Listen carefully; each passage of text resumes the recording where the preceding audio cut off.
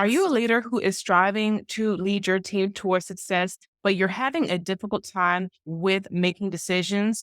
Or do you struggle with trying to stick to your decisions after they have been made? If so, you're in the right place. In today's video, we're going to take a deep dive into reverse engineering, which is a powerful strategy, and we'll look at how using this decision-making strategy and technique can help you, especially when you have to make important decisions.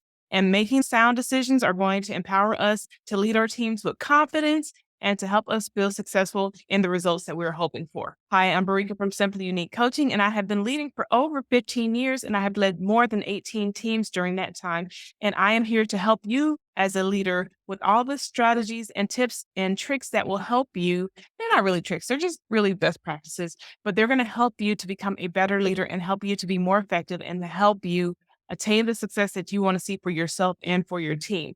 And in today's video, we're going to talk about one of my favorite strategies for solving problems and making decisions, which is reverse engineering. Also, as a bonus, I'm going to include an additional list of strategies that you can use to help you make decisions. So for this video, we're going to focus on reverse engineering, but there's other ones that you can use as well. So make sure you stick around to the end. So basically what reverse engineering is, starting with the end in mind, where you're thinking of where you want to go first before you decide how you're going to get there. So you think of where you want to go and then you work your way backwards, right? It's almost kind of like that saying that says, how do you eat an elephant one bite at a time, right? So the elephant will be the big goal, so to speak, not really, we're not trying to eat an elephant, but you know what I mean?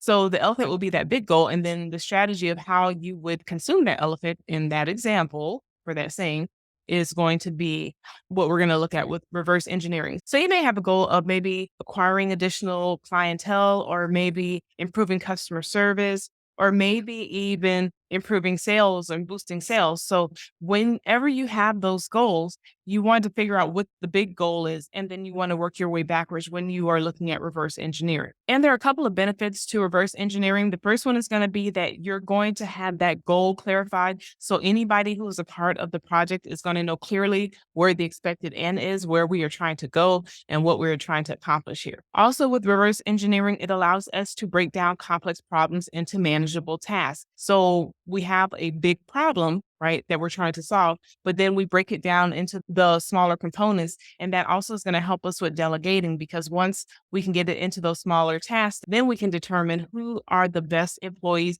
to be able to help out and to support this particular project or goal. Reverse engineering also allows there to be room for creativity, because we haven't determined how we're going to get to that end goal. We're starting with the end goal and then considering all of the possibilities from the end and working our way backwards. It's going to allow us to be able to be a little bit more creative, because nothing is really set in stone as to how we're going to get to this end. We just know this is where we need to go. So it allows there to be a little bit of openness, and it allows there to be a little bit more collaboration, as long as we are open and sharing with those who are stakeholders so that they can provide their input on how we can get to that end goal. So because we have the end already in mind, we have the final goal in mind, when we look at those subtasks, if they don't align with us getting to that end goal, then we're probably not going to do it. And it's going to be easier to find out if a task is going to get us to that end result, versus if somebody starts to say, okay, well, let me do this, let me do that, let me do A, let me do B, let me do C, and hopefully it'll get me to Z. That's different. We're starting with Z and then we're working our way all the way back to A. Also, going back to having those stakeholders, because there is a shared vision and goal and everyone knows where the end result is, then there's a more likelihood that everyone is going to be on the same page, and a less likelihood that there's going to be confusion or people are going to misunderstand what they should be doing, or start to work on things that they really shouldn't do that don't align with us meeting that goal or your team meeting that goal. And overall, it should lead to improved decision-making and speed of decision, because we know where we're going already. So it's like, okay, we don't have to take a whole lot of avenues to get to this particular road, because we know the road that we're wanting to end up on and the end result that we want to achieve. So now let's talk about how to practically reverse engineer. So first, we want to define the desired outcome and the criteria for success. We want to look at what that goal is, and we want to define how will we know if we've achieved and attained that goal. And then next, what we want to do is identify the current state and the gap between the current state and the desired state. So look at where we want to go and look at where we are, and try to determine how we can best get from where we are to where we want to go. And then also it lends itself to brainstorming, and we want to brainstorm possible solutions and rank them. We want to make sure that it's something that's practical, something that's going to be effective, and something that is going to be a good use of time, energy, and effort and resources. And then we also want to choose the best solution and create a detailed action plan with milestones and deadlines. So we want to know if we are on track to meeting that goal. So this is not one of those things where you kind of just throw whatever to the wall and hope that it sticks. This is not the strategy for that. Maybe when you have to come up with some super, super creative ideas, you want to do that. But when you're trying to make it to a goal and you have a certain time frame that you want to get there, then you want to be more deliberate in your decision making process. And then lastly, we want to monitor the progress and adjust the plan as needed. So as we're making our way toward those goals, we can see, okay, are we on track? Are we off track? If so, what do we need to adjust? Now, when it comes to reverse engineering, there are certain roadblocks that can get in the way. So we want to know what those are. And what we want to do is we want to ensure that there is not a lack of clarity or consensus on the desired outcome for the criteria. So it's going to be really important that that goal is well known and that we are focused on meeting that goal. And then we also want to ensure that we have all the data that we need to support the analysis and the evaluation for solutions. So we don't want to kind of do what we think needs to be done. We want to have the data to support our stance and support why this goal needs to take place or what we're trying to achieve or accomplish. We don't want to just kind of pull it out the air for the most part. There may be some times when that's appropriate, but other times, if you want to have that consensus, it's always good to have data to support what you're saying. Another potential roadblock is going to be any stakeholders or key team members that don't agree with the approach or the ideas that are going to get us to that end goal. So we want to make sure that we have those conversations early on, especially when we need their buy-in or where it's going to be helpful to have their buy-in, because if they are involved along the process, it's going to make it easier for them to digest the decision to go in a certain direction.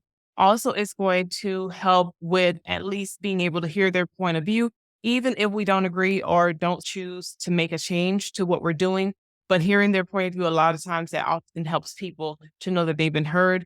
And as long as they feel heard, then they tend to be able to support the vision as long as it doesn't go against their conscience or anything like that. Also, another potential roadblock can be unforeseen circumstances. So, of course, we can have this amazing plan on how we're going to get to this goal and how we're going to achieve this goal, but there can just be something unexpected that comes up. And when that happens, then we just need to be prepared for that. And I like to say you have plan A, B, C, D, and polka dot, like, or zebra or whatever, like you plan for A, you plan for B, C, D, but then you plan for the unknown. It's like, okay, so we shouldn't get frustrated. We shouldn't get like, oh my gosh, this thing didn't work out. We just should have those contingency plans or at least be able to have quick recovery time. Like when something comes up and say, okay, this is a problem. Now, how do we work around this problem or how do we maneuver through this problem, or we can go over it, around it, under it, whatever. How do we get through this to make sure that we get that end goal that we desire? So that kind of covers what I wanted to share about reverse engineering. But now we're going to go into the bonus content on other ways that we can make decisions as leaders. So one of the other ways we can make decisions is by doing a SWOT analysis, and that's the strengths, weaknesses, opportunities, and threats analysis. So going through and deciding what all of those are and defining those, and then taking a look at what may be the best decision to make considering all of those. Next is going to be the cost benefit analysis. And that is going to be a way to evaluate the cost and the benefits of each available option to determine the best course of action. And we're going to consider the financial implications as well as potential risks and potential reward. Another way we can make decisions is by using a decision-making matrix. And that is going to be creating a matrix to evaluate and compare multiple options based on different criteria. So we can assign weights to each of the criteria and we can rate those weights to decide what is the best decision, because every decision may not have an equal weight. So we may want to assign, if we go down road A, then this potentially what could happen if we go down road B, C, etc., and then give them weights. So maybe the outcome of going down road A has a higher weight than trying to go down road B or C. So we want to know what those are in that criteria. Also, you can make a pro and con list, right? The good old pro and con list. I think it was like a T list. I forgot. I think it was one of the former presidents that came up with that, or an inventor. But anyway, having that good old fashioned pro and con list and making a list of the pros and the cons of each decision.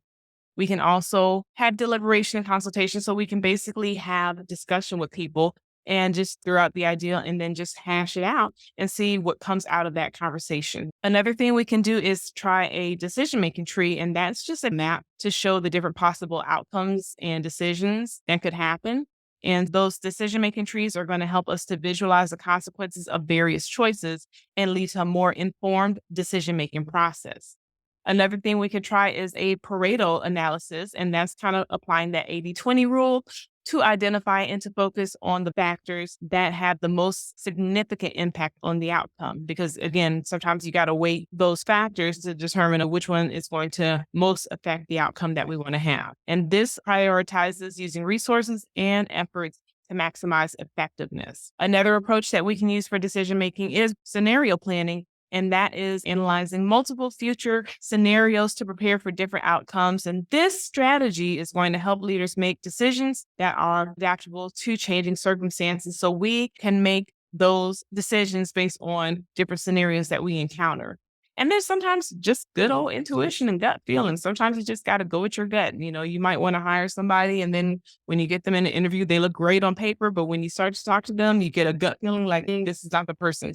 And so sometimes you just got to trust your gut. So one thing I want to know from you is, what is your favorite decision-making strategy? Drop it in the comment below. I would love to know how you make decisions, or even if you're struggling with making decisions, you can drop that down below as well, and give this video a thumbs up. That is very helpful to me. As you know, us YouTube creators, we are making videos and we want to make sure that they are going out to the right people. So make sure that you drop a like if you enjoyed this video. That helps the algorithm, and it also helps me to know what type of content I should create. If you have any questions, let me know. Thanks, and make it a great day. Take care.